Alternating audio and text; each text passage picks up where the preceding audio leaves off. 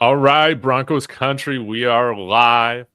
Our season has come to an end, obliterated by the Buffalo Bills. And, we were kind of teased there at the beginning, Jeremy, going up 7-0. Then, man, you really start to believe. But at the end of the day, Buffalo, they have been building this team for many years, undefeated at home.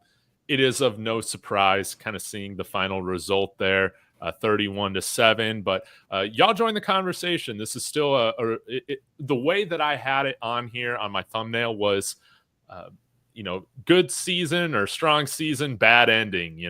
That's kind of just how it feels. But at the end of the day, Buffalo, they were a much better team than us. Smash that like, join the conversation. But Jeremy, thank you for joining me. I just want to get kind of your initial takeaways on our first Broncos playoff game here in 9 years. Yeah. I mean, unfortunately, I had plenty of time to reflect on it in the fourth quarter because it wasn't close. But, I mean, it's hard. I was so, heated during the middle of that, trying to keep perspective. And, you see teams like that, and they're just – we just had zero, room for error, zero. So – if Courtland Sutton drops a pass, it's like, oh, that's going to kill us. If Troy Franklin drops a third down, that's going to kill us. If Will Lutz misses a field goal, that's going to kill us. All of these things, you can't do it. You cannot do it. And, they have more talent than us. Yeah. And so I'm not saying you can't win, but you just got to play clean and play hard. And I felt like everybody was hesitant and scared except for Bo. People were afraid to get hit. I don't understand two drops from Vele is crazy. We had 4 total drops, man. Yeah. Vele had 2 of them. It was, now, so that's it's tough, and you feel devastated your season coming to the end. You feel, I think a lot of people had a lot of optimism going into this game, more than probably we should have, but for good reason. Now the thing that to be optimistic about it, but it was not too big for Bo Nix. No. Bo Nix looks like an absolute baller in the biggest of games. And if there's one thing this whole season was about, and we said it all year long, is Bo Nix the guy? And every single test that he's had, he has passed. He's passed it, and then now it's the playoffs. And what does he do? I was watching those games yesterday and watching Russell Wilson in there and watching Herbert throw 4 picks, and I'm like, oh man, this is going to be tough for Bo. The speed's different. There's a lot of just craziness going on. You have a very young team, inexperienced. Your most experienced guy's never seen the playoffs in Courtland Sutton and Garrett Bowles. You know what I mean? So I was worried that oh geez, are we coming into a buzzsaw just on the speed alone? And we come out and Bo he completes a 3rd and 8 deep, perfect throw to Sutton, and then he hits Franklin, and it was oh, he's him. You know what I mean? So unfortunately we had too many mistakes to overcome and too many drops, too many stupid, I didn't like the penalties on that Mims one was insane. I mean, it was the dude standing over him, and then Mims is just trying to get the ball out so he doesn't, and they called it on Mims. I was like, oh my gosh. And then, the Jones one, that's a clean hit. That's a clean hit all day. The NFL is going to be oh, we got to protect players, blah, blah, blah, blah. But I'm sorry. I don't know what you want him to do in that situation. Should have been a penalty on Josh Allen, man, leaving your receiver out to dry like that. Tom Brady would not have been a fan of that pass. No. And what's a bummer is Jones could have picked it if he had his head up, which is the bummer. It's interesting, man. Coming in here so excited. I mean, at the end of the day, I thought that this would have been a really, really successful game for the Broncos if we covered. But man, not even close there in the second half. And I think you're totally right. Bo Nix seemed ready for the moment. It was awesome to see him come out there, with aggressiveness and make some throws. I mean, Troy Franklin finally catching a deep ball. And that's when I started to feel like, okay, that's kind of the weird stuff, the random stuff happening that we need to hit on in order to win this game. But it was really just a tale of two halves, to be honest. And I think really good teams pull away in the third quarter. And what you saw was really our lack of any sort of run game in the third quarter come back to bite us, because I think we had, excluding the penalty, we had 6 plays on 2 drives there in the third quarter. And it was called, like Pat Shurmur used to call these legendary offenses for the Broncos with Pat Shurmur. Yeah. It was just run, pass. And when you can run for $2 a carry, you're going to be facing third and long situations. So Bo Nix is getting 1 pass per drive. It falls incomplete. And really Buffalo was able to truly pull away. I think, like I was kind of surprised because we go into the half only down by 3, which is awesome. But when the run game, just as no surprise to me or probably you, wasn't showing really any life, you might as well start trying to air it out a little bit, maybe going no huddle. I think Sean Payton, I think the biggest thing that I take away from this game was that I think he waited way too long before he got aggressive. It was a 3-score game by the time we started spreading things out. And when our offense sputters, we've had a lot of success kind of going spread, no huddle. I think it was just a little too late for all of that. But thoughts on third quarter, second half, kind of how we came out? Yeah, I mean, what was frustrating is we'd run the ball, get 6, and then we'd do like a screen pass and go away from it. And it was like, if you're gonna, you gotta commit to it. Atomics 626. I agree with his comment here about like, I don't know why we activated or didn't go Audric over Javonte. No, strange. And and then LTB basically is, I think that's correct, is he doesn't trust Audric, which I trust Javonte to not play well. That's what I trust. So I mean, if that's what you've seen all year long, why are you doing that? Like, that's the one when you texted this morning, like, hey, they're activating Bidet over Audric, and I was like, I think that's a mistake. I know they want explosiveness, but you got to have one guy like 2 in there. Plays with Bidet, right? So what's the point of that? But like, yeah, it was just like, why? I want a guy in there that can like get a tough 2 or 3 yards, and those, like, the playoffs is not about like trying stuff that has guys that haven't played in 2 months. You know what I mean? Like, let's if you don't trust Audric to run the ball, which to his credit, he has not put it on the turf since that first game. Then don't have him on the team. Like, I'm same with Franklin. Like, Franklin is like, he finally showed up, but then he got yelled at on that Jaleel last. It was a dumb play call in general, man. Why are we going play I didn't like that on 4th and 2 and can't run the ball? I know. Yeah, I didn't like it all the way around. But, if you don't trust these young guys to do it, then, like, you got to have – I will say this. Today is a game – and I'm not saying this was the right decision or the wrong decision earlier in the season, but today was a day you really, really missed Tim Patrick and Josh Reynolds, because those guys have experience and are not afraid of the moment. And people like Vele and Franklin – you just didn't see them ready for the moment. And, and that can pay big dividends down the road, that they have this experience and, all that stuff. So I'm not saying it's the wrong decision. It's just, if you're just looking at it in just this one game, Tim Patrick and Josh Franklin or Josh Reynolds would have been better for us. Yeah. But, again, you gotta zoom out and say, this is all about the future. And, hopefully those pay big dividends down the road. Yeah. I think for expectations coming into the season, like I definitely see this as an incredibly successful year. $89 million in dead cap. And made the playoffs. That's awesome. Our young players got great experience this year, playoff experience. Bo, I think the thing, like you hit on, Jeremy, the big takeaway is that Bo didn't look like Justin Herbert. He didn't look like some of these other quarterbacks that, aren't ready for the playoff moment, so to speak. That's great. Now let's move forward.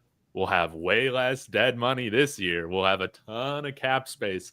And now it's about upgrading some of these positions that we can afford to, putting the right team around him. I think that after this game, I definitely feel like inside linebacker something that we should spend on. Probably an upgrade from PJ Locke there in the secondary. That, man, he had a tough game. We even hit on Pat Surtain a little bit. Maybe the defense was just gassed by the fourth quarter, which I mean, surely we hit the 20-minute mark in time and possession, but I don't think we went over it by very much. And ensuring the D-line on defense. So, and we know what we need to do on offense. I mean, we need to get some real playmakers. But after this game, what are your takeaways on position groups that you'd like to see addressed? Yeah, I mean, obviously running back is like a huge one on offense. It's just you can't go into next season with Javonte. You just cannot do that. No. I mean, I'm sorry to say, but like, there's no juice there at all. And if you could get, looking back, if you could just have got Bucky Irving, I know, the perfect compliment, but it didn't happen. But somebody like that, somebody who can catch it out of the backfield, somebody's tough nose, like even that Scatterbo, like Cam Scatterbo, like I love the way that guy just plays his freaking heart out. Like that dude is just like, people will look at him and he goes, oh, he's white and thick, so he's a fullback. But it's like, nah, dude, like that guy's vision, that was the thing about him. It wasn't just the fact that, he runs hard and he runs over people, but like his vision is great. Yeah. His vision is insane. So, I agree with you, Atomic. But like somebody like that, somebody who can catch, somebody who's clutch, and somebody who can just like improve the toughness of this team. That's the main takeaway I take away from this game is we did not feel tough at all. We felt like we were just, please don't hurt us too bad. Please don't, like, we're playing soft, we're playing back, playing all this stuff. And there's certain guys on our team that, like the Riley Mosses and stuff like that, where I love their effort and the way they play, but we don't have enough of those guys. PJ Locke, he can come down and make a hit sometimes, but like, we saw that he was a total liability against. I feel like Baltimore was the same thing. Yeah. Or maybe was he hurt for Baltimore? I don't know. Maybe that was Devin Key. I can't remember. Felt like that whole back end against Baltimore was rough. Yeah. But running back, to answer your question, go back. Sorry. Running back, tight end. Obviously, we have zero tight end. Feels like. And then, like you said, inside linebacker and better safety would be nice. Yeah, that's the first thing I think of. And I think too, like watching James Cook, man, it was really frustrating watching this game because normally when you kind of see these run plays develop and you can see like, hey, like our line's not getting pushed off, like we're right there, but he just had like an incredible feel and vision in this game, and I think it's why I think he's having like a career year this year, 17 touchdowns or something crazy like that. Yeah. But he just had this vision and patience to be able to get through any little crevice that was there with our run defense. It wasn't like he was having to bounce everything outside, but we really lack a guy from the backfield that has that sort of just ability to make stuff happen. And so I think that this is a good running back class coming into the draft to find maybe a guy or two that kind of just has that natural feel for the game. But again, like it is just when you just lack juice and you're facing third and long on the road often, it's why we were one of the highest offenses rated in terms of like 3-and-out percentage on the year. Mm-hmm. Yeah, it's like all or nothing for us. Yeah, yeah, we gotta fix it. But yeah, I think some other silver linings is I don't think that any of us thought that we were going to win the Super Bowl this year. So you No. get the playoff experience, you get that streak broken of the playoff drought. We're no longer near the Jets at all in their 14, 15 years long drought. And I still think we should be at that 20th overall pick or so ahead of the Chargers, which is great. And I think in this draft, being in the low 20s or being at 20, we're going to be able to get a really, really good football player. And I think that this is, I know some fans are like, what's the point of making the playoffs if you're going to get blown out? I don't see it like that. I think that this is really great for the culture moving forward. But I think this is a nice little happy medium. We need a lot of talent, and I still think we're going to be in a good position to get some in the draft. Yeah. Yeah. And here's the thing. It's like we said a couple weeks ago, there's levels to like, you have to learn how to win. Yeah. And you have to be in games like this to learn how to win and go, oh, I can't make that mistake. Oh, I can't do that. You can't just go from 0 to 100 and be like, oh, we were bad and now all of a sudden we're going to win the Super Bowl. That's just not the way it works. It's not the way football works. Even like the greatest of Denver Bronco teams, like lost big early. Like 96, we choked against Jacksonville. They outplayed us, and that propelled us to the next 2 Super Bowls, because I honestly don't think you win back-to-back Super Bowls if you don't lose that game, because it put such a taste in their mouth all off season that they were like, we're not going to let that happen again. And you just learned how to like overcome those things. And then with even Peyton Manning, we finally got Peyton Manning. We started rolling. We had an unbelievably talented team, and you lose to Baltimore on like the Raheem Moore play. And it takes, we were in the Super Bowl the next year with like key injuries, but like you have to have stumbling blocks. It just doesn't come out like that. So for people who are like, oh, it would have been better to lose last week so we could have a little bit higher draft pick. No, this is invaluable experience. Playoff experience is so key. And here's the thing. Everybody, all the free agents, everybody's watching this game. Everybody's watching Bo Nix today. And it is evident to the entire world. I don't care. The Bo haters, the Jaden Daniels is like tier 1, Bo Nix is tier 4 people. All those people had to watch that game and go, this dude's 100% the real deal. Yeah. And if you're trying to get free agents to come in and you got a guy who it's obviously not too big for him. I mean, some of the plays that he made of just escaping like the sacks and running and hitting people on the run. I mean, we take it for granted because we watch every single game, but that's the first time a lot of people have seen Bo like play. And yeah, I mean, like Tony Romo is even like, dude, this guy. Yeah, I know. Man. He's comparing him to Tom Brady in the middle of the game. You know what I mean? At the end of the first half, he goes, Tom Brady wasn't always Tom Brady. You have to be able to like, if he can go down and get points right here, I'm just saying, that is unbelievable. And what did he do? He drove all the way down. And then, of course, special teams let us down like they did against Kansas City. But like, he did it.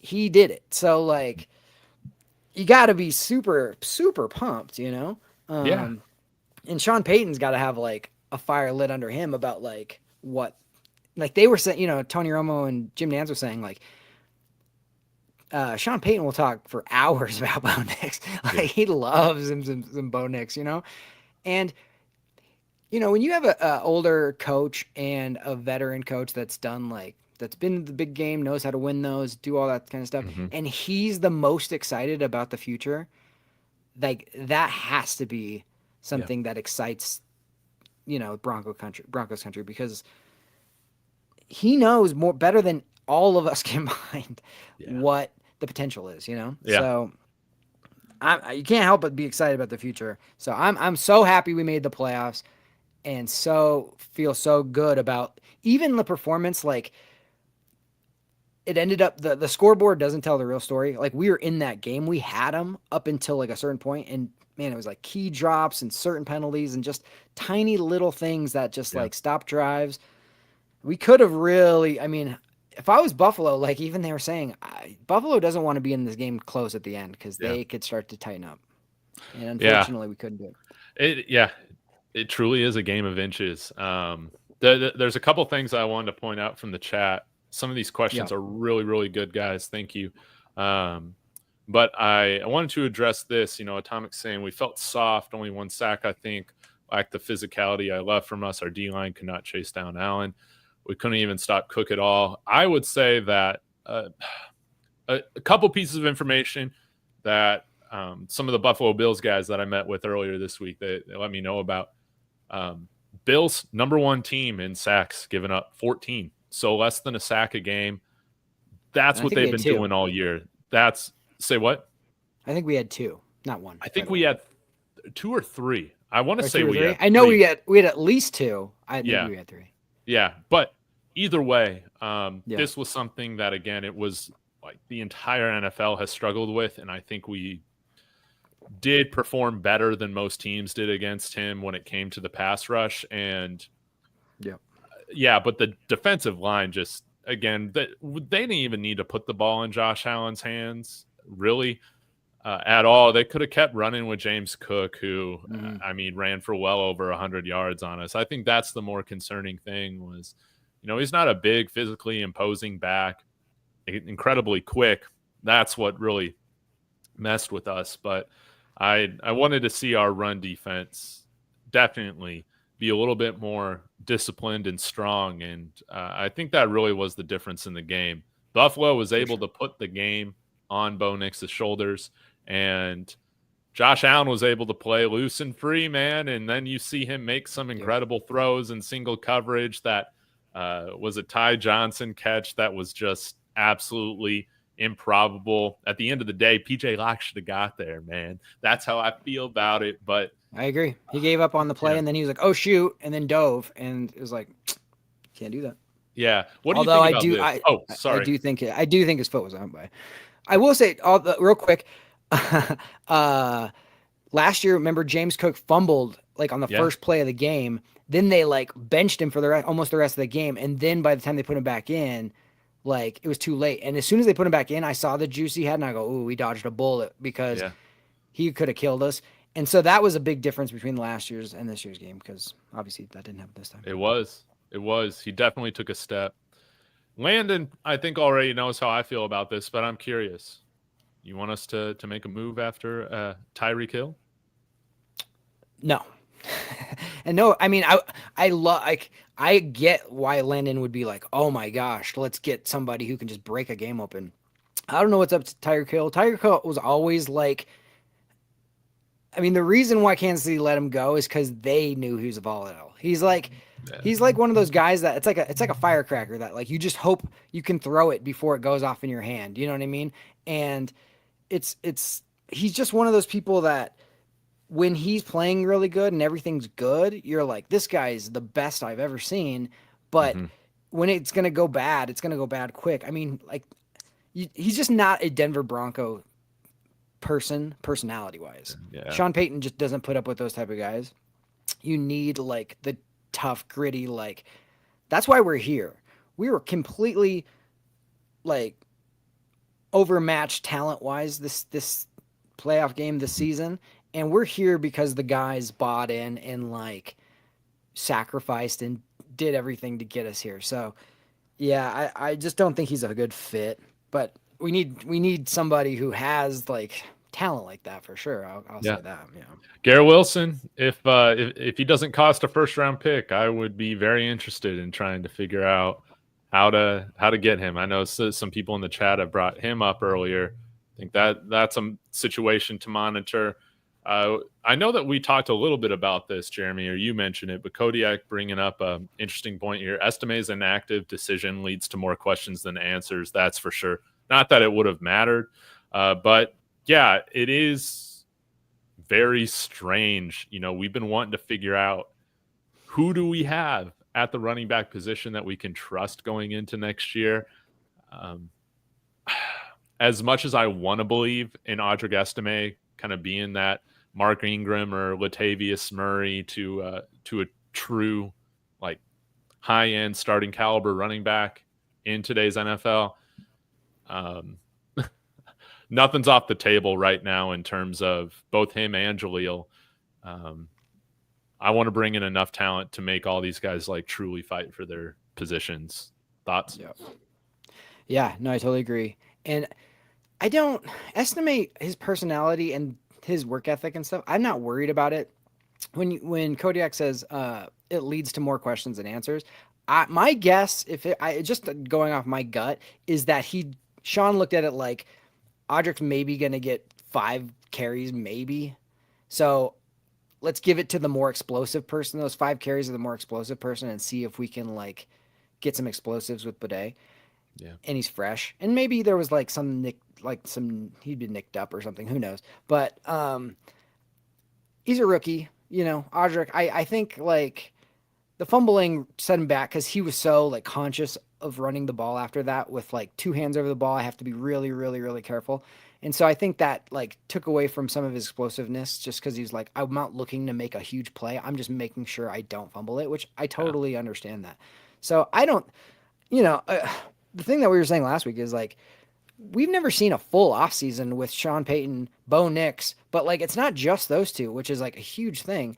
It's Troy Franklin and Vele and Audric and all these guys that like, they haven't had a full offseason, and they probably weren't expecting to get as much run as they thought, as they did, So I honestly, I would not be surprised to see the exact same guys that we have right now look so much different next year, because the jump from first year and like the rookie wall and all those things, that you're now accustomed to, they're going to know how to train. They're going to be with our strength and training guys the whole off season, like everything about it, they're not going to be drinking through a fire hose anymore. They're going to know the offense. It's just going to be different.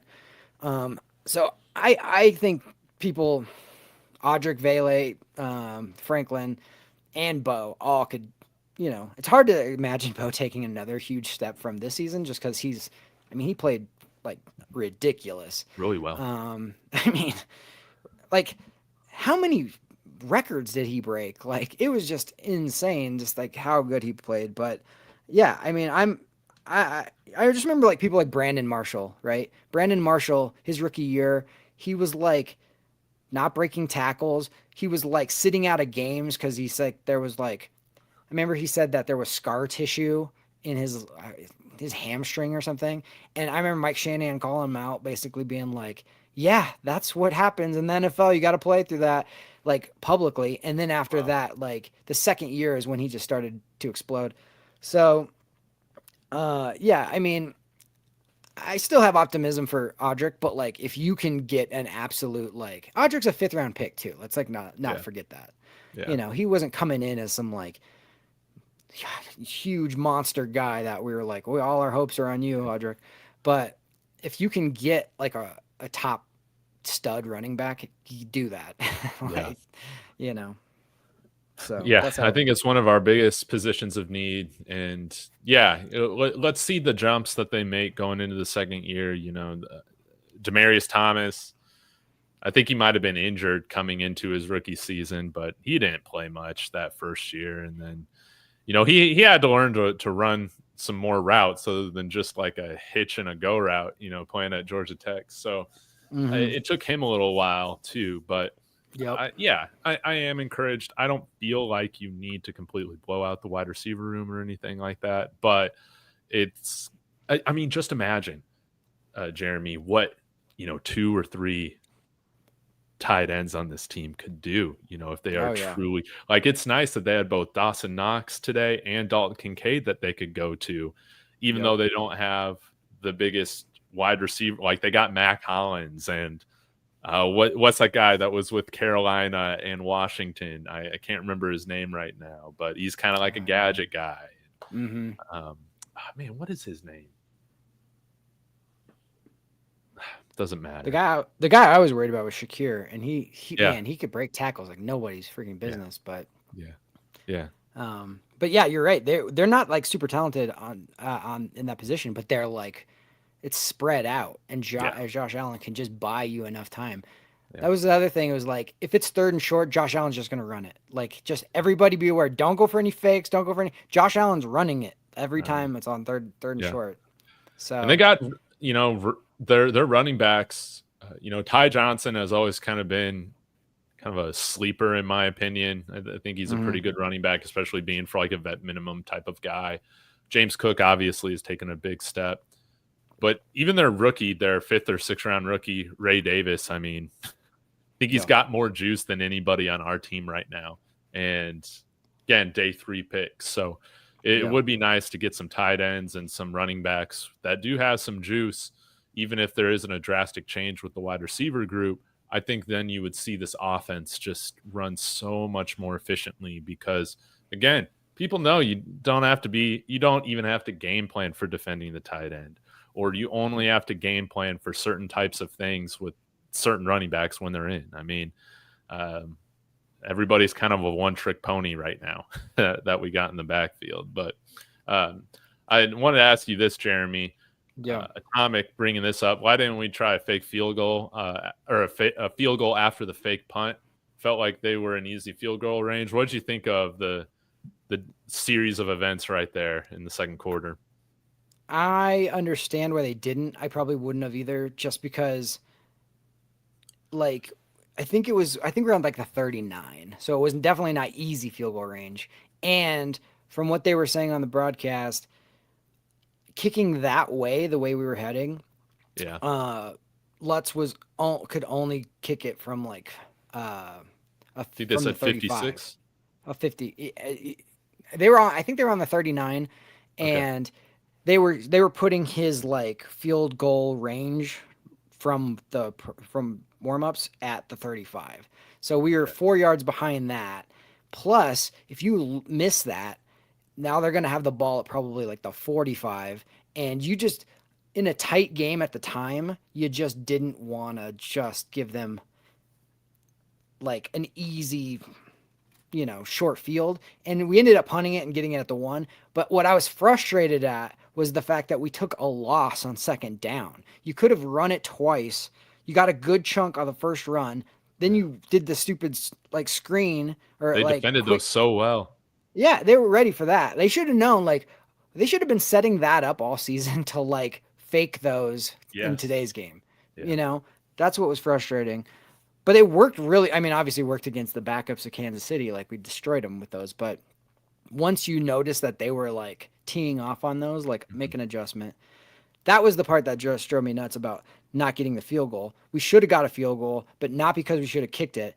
We should have got a field goal because we shouldn't have done the screen pass on 2nd down. We should have ran for it and then tried to throw it on 3rd, told Bo, do not take a sack no matter what here. And you would have been in field goal range, and you would have got, well, assuming he makes it, we could have been up 13-10 at halftime.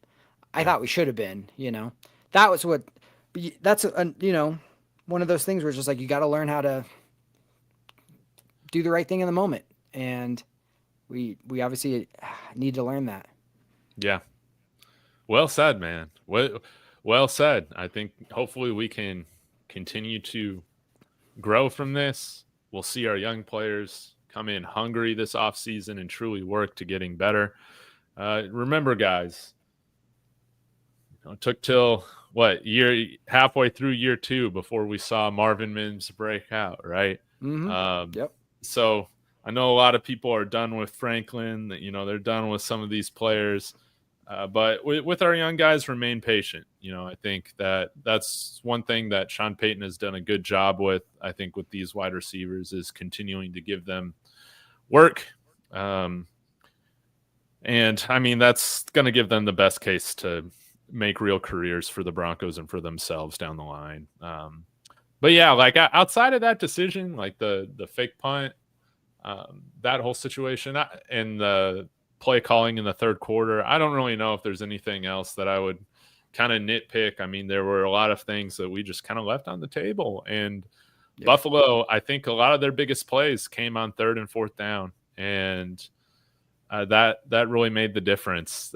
Josh Allen totally got the better of us on 3rd and 4th down. And again, it's just so crazy the amount of confidence that they're playing with to where they'll throw it on 4th and 1. I know. in Well, what could have been a changing, momentum changing play of the game. yeah, yeah, and that's the difference. Is we played hesitant and scared in a lot of ways. I did not like the way the defense played. The thing that just drives me the most crazy, and this has happened multiple times this year, is when it's 4th and 5, 3rd and 5, whatever, and you're playing 7, 8 yards off the line of scrimmage and letting somebody run to the sticks, turn around and catch it. I want to pull my hair out. That's the part where you're just like, Vance, you have if you get beat, you get beat, but you cannot give it to them. No, They're gonna take that all day long. Those are the things that drove me nuts. But this game was really, really close up until a couple of plays, and if we just don't drop the football, don't do these things, that's a football game. And here's the thing to be optimistic about. Justin Herbert has yet to win a playoff game, and he's going in there and he's looking he's forcing it and all that. And I know that was a tough game, but you have to be optimistic with just the way that we beat ourselves because of small little mistakes because we have no room for error. But we did not get blown out because we just were playing just stupid or just getting killed up until a point. No turnovers on our end. Yeah, I think that's a big positive. I was so hoping they were gonna not let that last throw to Damar Hamlin. I was like, no, screw that. I do not want an interception on Bo's record because that was not a pick, and I'm glad it would have actually technically helped us if it would have been a pick, but no, I don't want that on the record. Yeah, I'm glad they just nailed it there at the end. Well, yeah, they should. I mean, and the fact that they kept getting Josh Allen hit on that second to last drive, I was like, you guys are so stupid.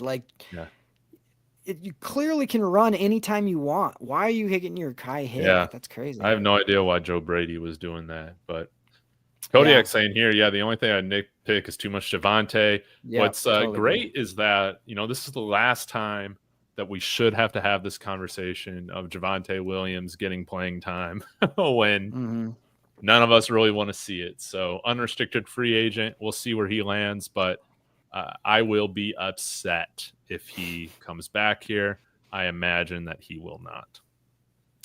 Yeah, it's super unfortunate, man, that he had those injuries. It's just a bummer because even in the runs that he had today, you see the old Javonte breaking those no problem and taking it another 20 yards, and you could just see those happening because he would get tackled, and you're like, oh, he didn't have to go down right there, and that was the complete opposite of who Javonte used to be. So it's a bummer. I wish him well. Hopefully, like you said, this is the end of that. But I think other people are saying, these are the type of games too where you get to see clearly who is it and who isn't. Yeah. And I'm not gonna be I'm getting Franklin a whole pass for this whole season because to expect too much. Not only is he a rookie, but he was a very, very, very young rookie. Yeah. It's so different from a super, super young rookie coming in to someone like Vele or Nix or somebody like that, or even Audric, who are older and have way more experience. And so, Franklin obviously needs to show up. Like you said, Mims didn't show up until back half of this year. So, and not Estime and Franklin, they were two of the youngest rookies. Yeah, this year. So something to keep in mind. Yeah, so I mean, you can't if you would have said and Franklin, sorry. That's what we said. If you would have said at the beginning of the year, hey, it's going to come down to the rookie class versus the Bills on the road in the playoffs, you would have been like, no way are we going to even stand a chance. It's insane. No. But you've seen them play well the whole year, and you just go, oh my gosh, here we are. And now you're mad that we're losing to the Bills in the playoff game in Buffalo. So yeah, I mean, it's funny to do these podcasts right after the game because you're so like up in your feels and emotions about like what Pissed you off, just saw, and you're just like, oh, why did you do this? Why didn't you do that? But like tomorrow, next week, next month, you're gonna be like, we're freaking like on a great trajectory, like from where we've been. Oh my gosh. And look at like a team even like Pittsburgh, like they don't know who their quarterback is next year.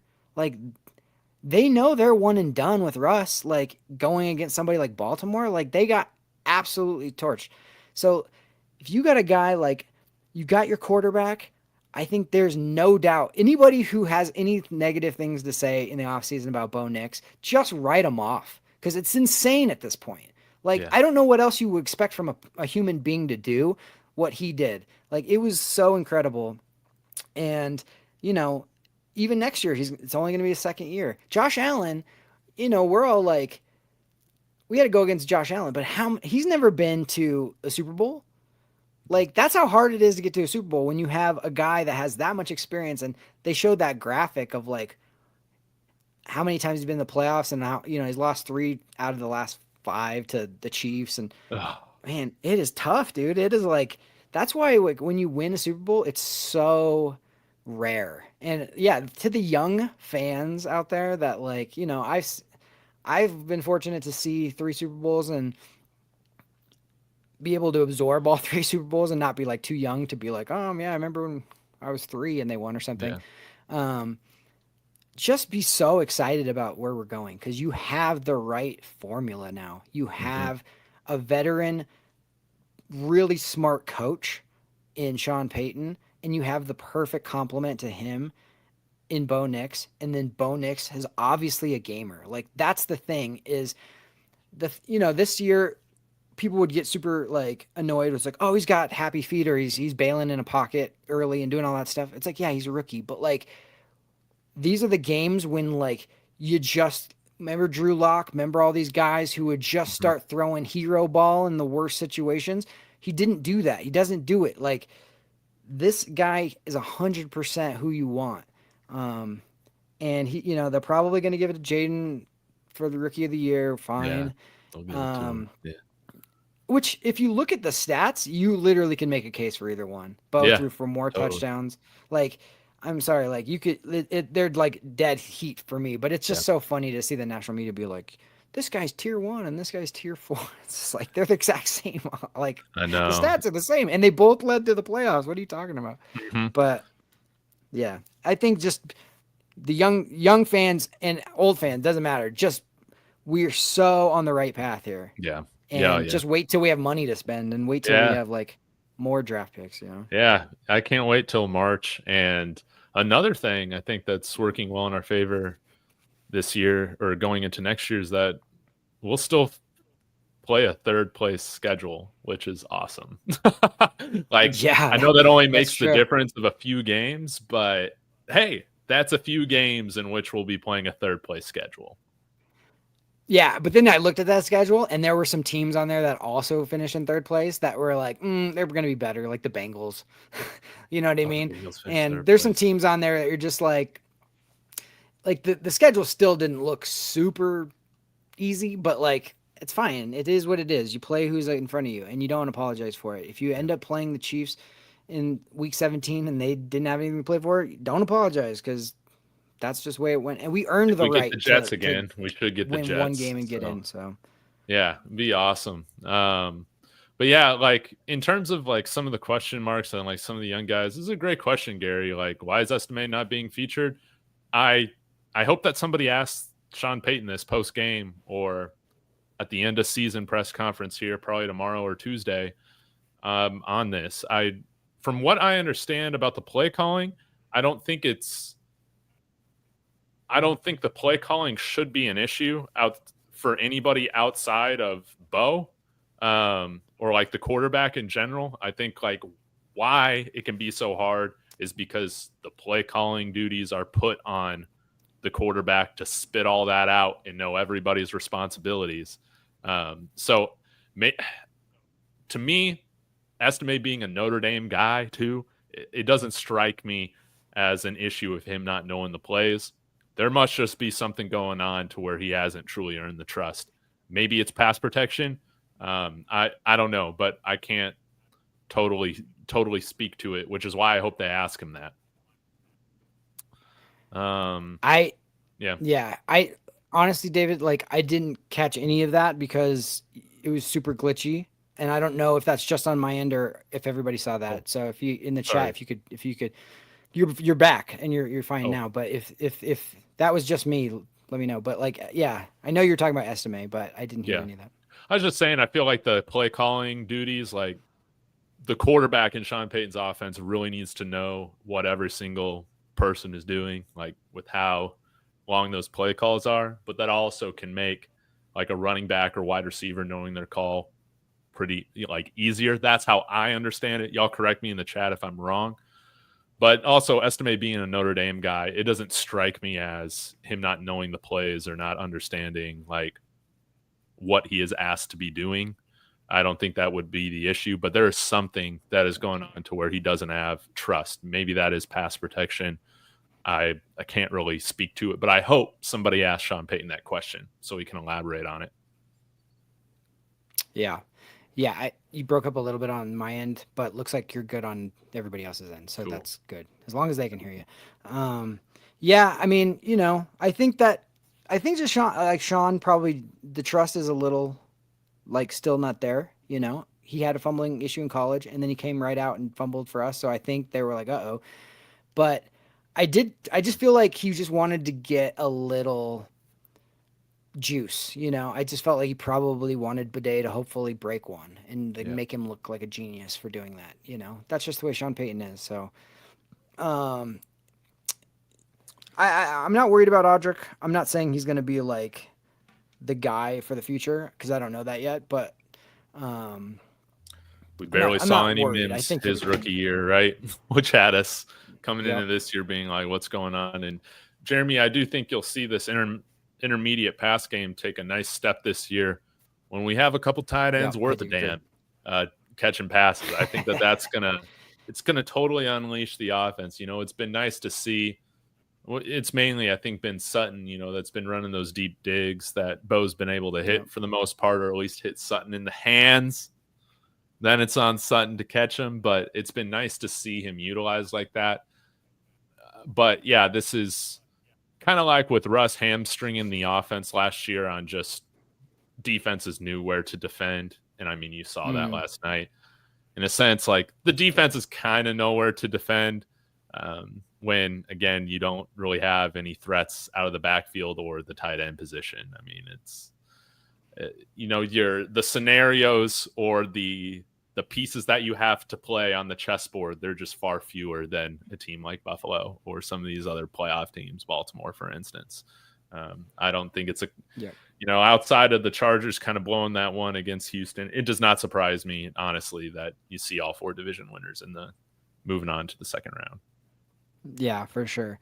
And the thing about, like you're saying, as far as the intermediate passing game, the other thing about Bo Nix that I was just like so thrilled with this year is the fact that he had so much. He was like, remember when Sean Payton was like, we got to get him off the high dive, and we got to get, you know, he felt like he was constantly on the high dive with no running game, no tight ends, and he still put up the numbers and the play and got us the playoffs like he did is unreal to me.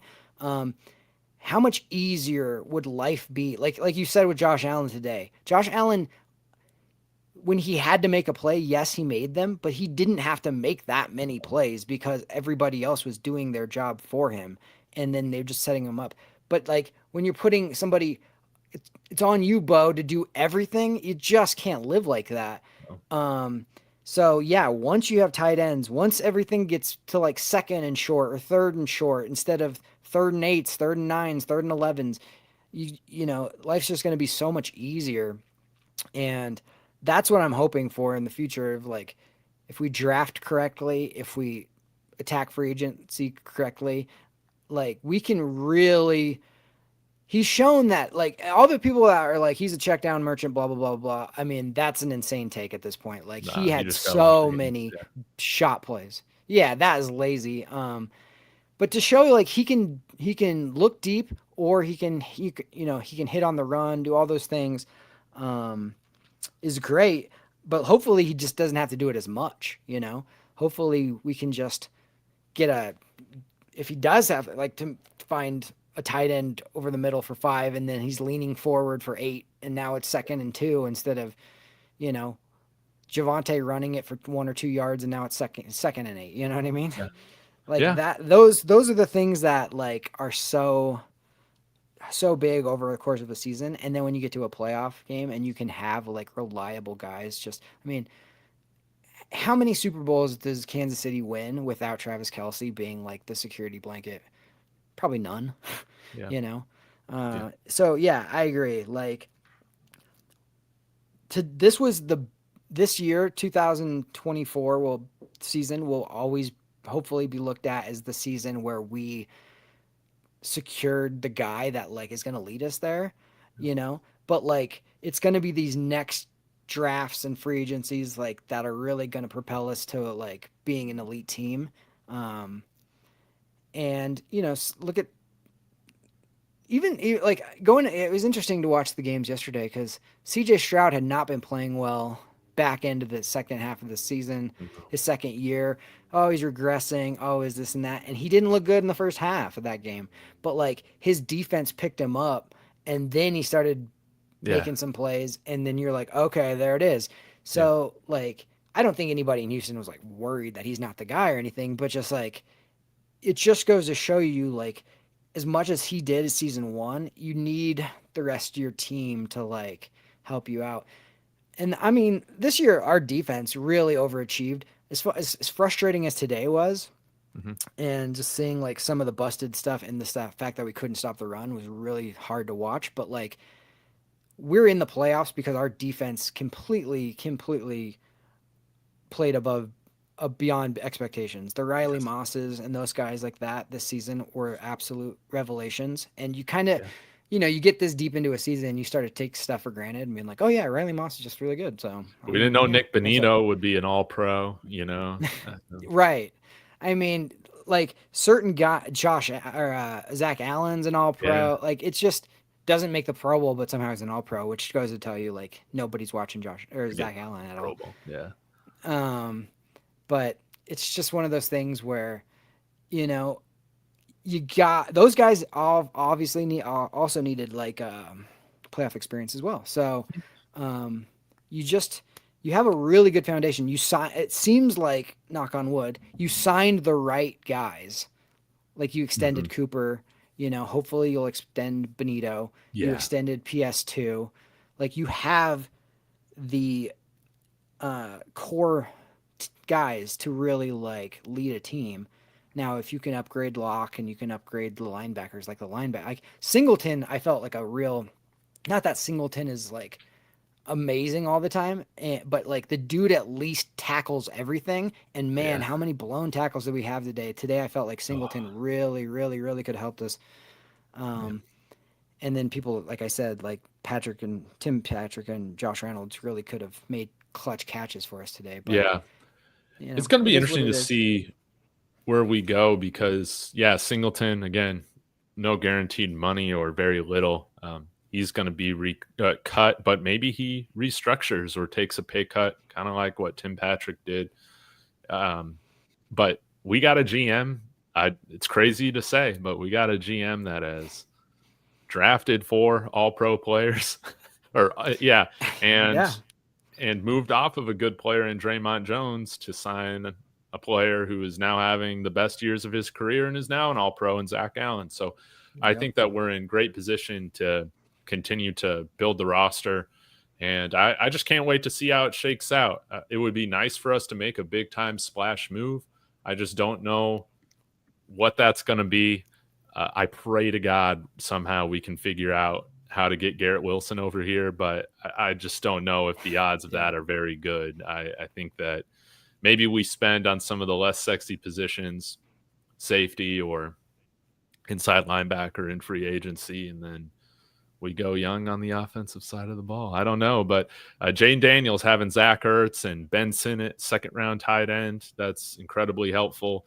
Guys like Austin Eckler, Brian Robinson out of the backfield. I mean, that's great.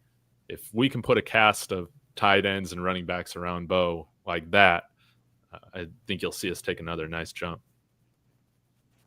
Yeah, and I mean, and let's look at some of the positives of this season too, as far as like, man, McGlinchey really played a lot better than his first year here. If we stick with Wattenberg, I expect him to improve. Yeah. But I mean, Powers, Bowles, Quinn, obviously, like that is the reason why Bo could continually have success. Bo did a good job this morning, of hanging in the pocket more and trusting that the guys are going to get blocked. And, it seems like the offensive line wants to they love playing with him. And, Bo makes them look good in a lot of ways too, because he gets rid of the ball quickly and he doesn't take a lot of sacks. That's how it should work. And that's how it should work. Yeah. I can't imagine being a guy where you block somebody for 8 seconds last year and then they still end up getting the sack and it's on you. And you're just like, I want to, that would be so frustrating. Right. But that's really encouraging. I feel like the Malcolm Roaches, DJ Jones played really well today. Yeah. Zach Allen, obviously, like you have a good D line that's massively. I mean, that was a huge weakness last year, and that became a pretty good. That was like a big strength this year. Yeah. Now you're gonna have to figure out linebackers and stuff to stop the run game and that kind of a thing. But and then you got to be really optimistic about the corners. I mean, you got the best corner in the league. And then you got Riley Moss, who is that's been, besides Bo Nix, that is the revelation of the year and of this season, and Bonito, I guess, too. But, man, our defense, when he's playing, is just night and day difference. Mm-hmm. And then you got McMillan, and then you have people even like Chris Abrams-Drain stepping in when he had to and playing really well. So, the building blocks are there. And, I you look at a game and the final score, but it feels like, oh, the gap is kind of wide. It really wasn't. It really was not. That game was tight. And if we could have kept it tight, who knows what had happened, So I the thing with making the playoffs is in Bo's rookie year, now this is the expectation. Yeah. Is you made it your rookie year, you should make it second, third, fourth year. So, and I mean, I agree with that because, like you said, we're going to have more money to spend. We're going to be in a totally different position than we've been. So the expectation is to at least win a game next year. I mean, you don't want to get into the situation that the Steelers are in where, the Jaguars have won a playoff game more recently than the Steelers, but we'll cross that bridge if we ever get to it on, maybe this team not fully delivering to expectation. But I think right now a good jump will be making the playoffs, winning a game, and let's see. Sometimes those teams, they go on nice runs in their second or third year with their quarterback, just like the Bills have, because Josh Allen did not look great his rookie year. Lamar Jackson did not look great. And so sometimes it can just take a little time. So I think these playoff games, again, it just goes to show maybe opposite of what we had with the Broncos core and Tim Tebow. We won that game and then we got blown out by the Patriots. It was just very clear that we just did not have the quarterback. I think it's very clear is just we do not have the depth or surrounding talent yet around our quarterback to truly be competitive, but that's a lot easier to fix than the quarterback position, which we know over the last 10 years, it's been very hard to find that guy. And the toughest things are out of the way. Once Elway had the quarterback, he could fill out that team really, really well as general manager. And now Sean Payton and George Payton, they're in the same position where you got the quarterback. Now you can just go find the rest of the pieces to surround them around. And I can't wait. I'm going to be doing a lot of draft content, a lot of free agency content. Jeremy will still have to get together. No more post games, but we'll still have to get together to talk about this off season, right? You just started breaking up again, so I'm sorry. I was just saying we're going to have to get together to talk about the I don't know if that's on my end, if I should restart it, but it seems like you're good for everybody else. There you go. Let me ask you a question. Just looking back throughout this whole entire year, how do you feel?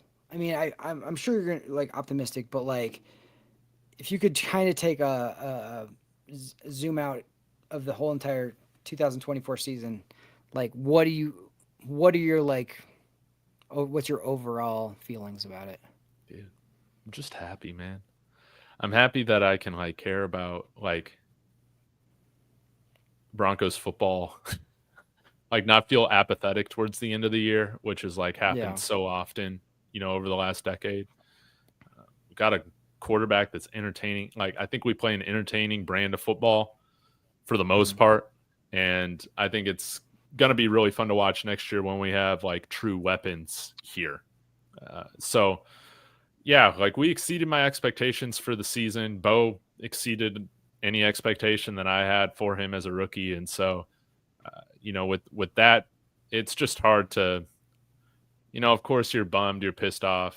Getting blown out in the playoffs is never fun, but there's just so much more to be excited and happy about going into this offseason rather than, I mean, it's cool. Like last year, I started this channel kind of going through which quarterbacks I thought would be good fits. Started out with Spencer Rattler, and then the more I watched the rest of these guys, I was like, yeah, no, Bo Nix, baby, Michael Penix, baby. Let's go get one of those guys. It was cool doing that, but I also like that I don't have to go through a bunch of this quarterback stuff this year. Yeah.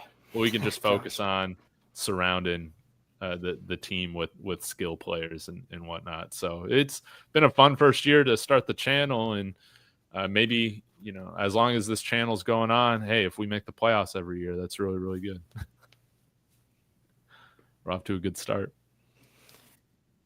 Yeah, I mean, you just have to be just so optimistic about like, and just so like feel like finally I mean, if you look back at the history of the Denver Broncos, I mean, completely felt like getting John Elway the way we did, and I'm sure this is before a lot of people's time. I was like 4 when this happened, but like getting him, we didn't draft him, and getting him the way we did is just like that felt heaven sent, and that completely changed our organization to being this perpetual like downtrodden team to being a potential contender every single year, and then going through like a lot of high hopes with like Jay Cutler and Mike Shanahan to then it kind of getting taken from you, and then Tebow, and then Peyton Manning, and then now this like it's just so weird to have this like decade of like futility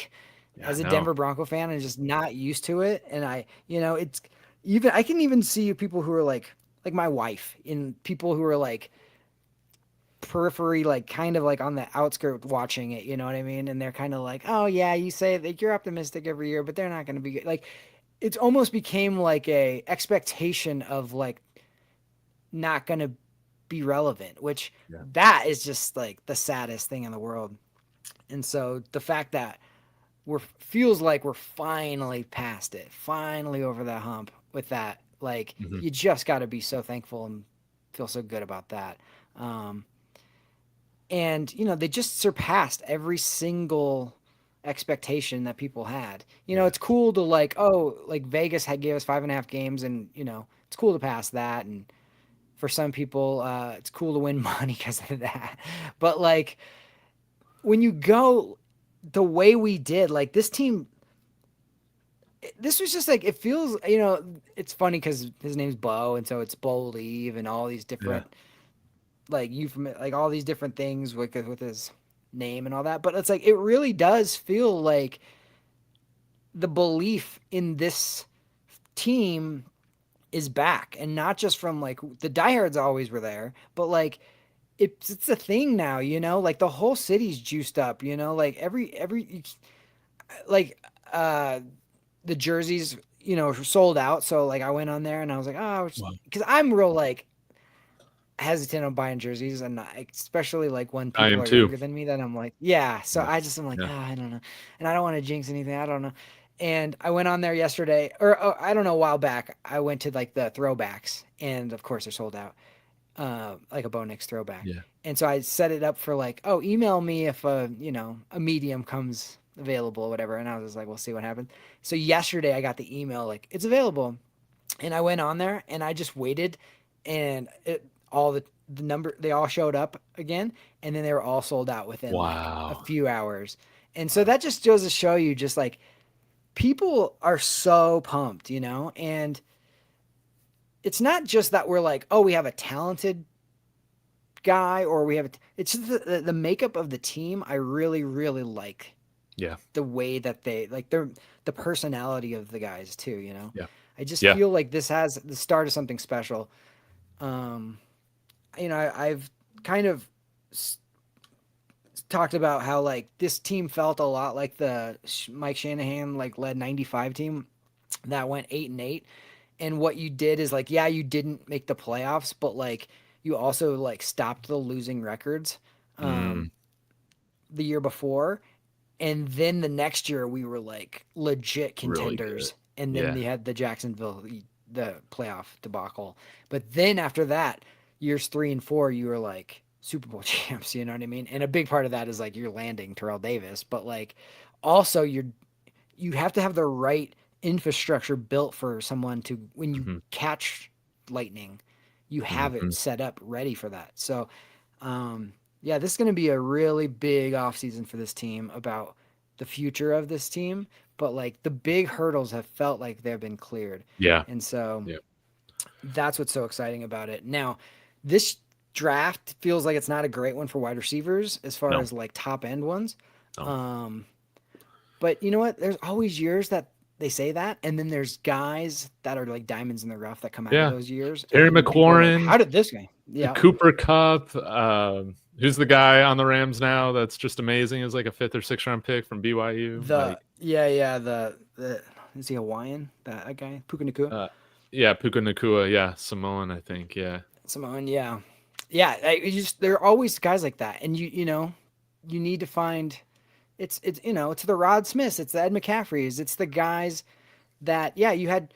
It felt like before 95 we had Shannon Sharp and John Elway having to do everything. And this year, it felt like we had Bo and Cortland having to do everything. Yes. And then all of a sudden, you draft Terrell Davis. Got lucky drafting him because I remember them being like, "Oh, how did you know about Terrell Davis, Mike Shanahan?" And Mike Shanahan's like, "If I would have known, I wouldn't have drafted him in the 6th round. I would have drafted him in the 1st round." But we got lucky there. And then Rod Smith emerges. Ed McCaffrey comes over from the 49ers with Mike Shanahan and emerges.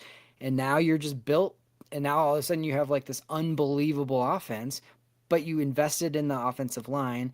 And if we can hopefully get some of those big potential franchise guys in like key positions, like you said, like tight end is a great year for tight ends. Running backs a great year for running backs.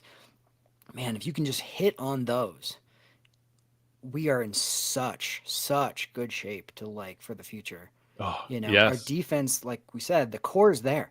Like if we can, like it's gonna be exciting to like do all the draft stuff this year because like we know exactly what we need. But just let's just hit on those guys because if we do, like really the sky's the limit, honestly. Yeah. Right now, I'm looking at tankathon.com. So this might change after the Bucks game, depending on if they win or lose. But right now, the Bucks are given the 20th overall, and the Broncos have the 19th overall. So if that stays true, we're in really, really good shape. Do they have Chargers 21 then? They got the Chargers at 23. So all right. They got Pittsburgh at 20, LA Rams at 22, LA Chargers at 23. So I don't know if this is final. Again, we'll need to see how these NFC games, turn out. But yeah, I do think that this would be a wonderful year to go 1st round tight end. We very well could get Tyler Warren at 19, even if we get a guy like Colston Loveland from Michigan, one that would piss off Jim Harbaugh being a Michigan guy. But I do think he's really, really good. Maybe not as dynamic Yeah, maybe not as dynamic as Tyler Warren, but I think that this is a great tight end class. It's going to be fun. Yep, And that at 19, that could even put us at position if we want to trade back to still do it. Yeah, that's what I was just gonna say. Get more assets and get good players still. Yeah, go watch Harold Fannin Jr. That dude looks like if you can get him on the right team at the right if he's the right mentality, if Sean Payton falls in love with somebody like that. Here's the thing about it. Like, so going into last year's draft, I was really high on Bo Nix, but like what gave me confidence was the fact that Sean was so sure about Bo Nix that I was like, oh, okay, that makes me. I'm not just trusting my evaluation. Like, I'm just the guy just watching stuff on like on the side. But like Sean Payton, yeah, exactly.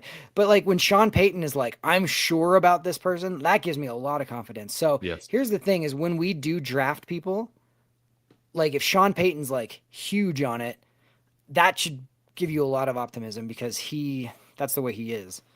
He knows what he's looking for. You know what I'm saying? Yeah. Yeah. Sorry, I guess. Can't wait to see how it all transpires, man. But Jeremy, thank you for joining me. Really does mean a lot. It's been fun to talk after all these games throughout the season with you and Mark. Let's be sure to continue to connect in the off season.